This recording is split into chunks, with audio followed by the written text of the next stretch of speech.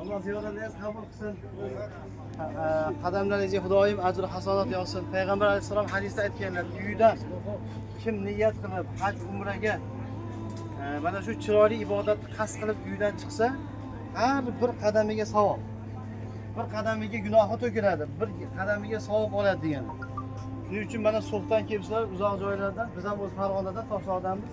Xudo xolasa bosgan har bitta qadamimizga Xudo ajr yozadi, mukofot yozadi inshaalloh.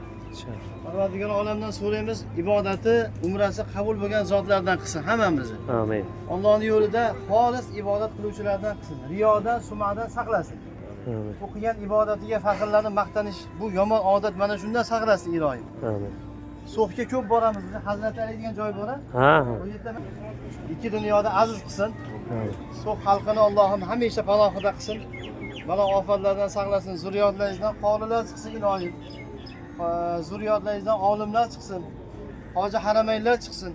Mana shu Jidday muborak, Madinai Munawvara, Makka mukarramaga qayta kelinglar. Har yili mana shu yaqin insonlaringiz bilan, oila a'zolaringiz bilan qayta kelishni Xudo nasib qilsin iloyim. Amin. O'tganlaringizni Alloh rahmatiga olsin. Hayotdagi barchalaringizni Alloh salomat qilsin. Xonadonlaringizga hamisha Allohning rahmati, barakoti yog'ilib tursin. Hojidan boshqa qilayotgan ibodatlaringiz, umra ziyoratlaringiz Alloh qabuldargoh qilib, Allohim bu qilayotgan ibodatlaringizni ajrini, lazzatini, rohatini ikki dunyoda ko'rsatin. Alloh. Ko'pchilik mana Rossiyalarda ishlaydi. Hammalarni Alloh musofirlarni panohiga qilgan Xudoyim. Amin. Sog' salomat ishlab kelsin. Barakotli daromadlar bilan qaytsin. Bemorlarga Alloh shifo bersin. Qarzdorlarga Xudoyim o'zing najot bergin. Farzand talablaringizga Xudo farzand bersin iloyim. Amin. O'g'il so'raganlarga o'g'il, qiz so'raganlarga qiz bersin. Sizlarni mana farzandimni tarbiya qilay, ota-onamni chiroyli qaratay deb o'sha Rossiyalarda boshqa joylarda ishlaydigan hamma musofirlarni Alloh yuzini yorib, boshini omon qilsin.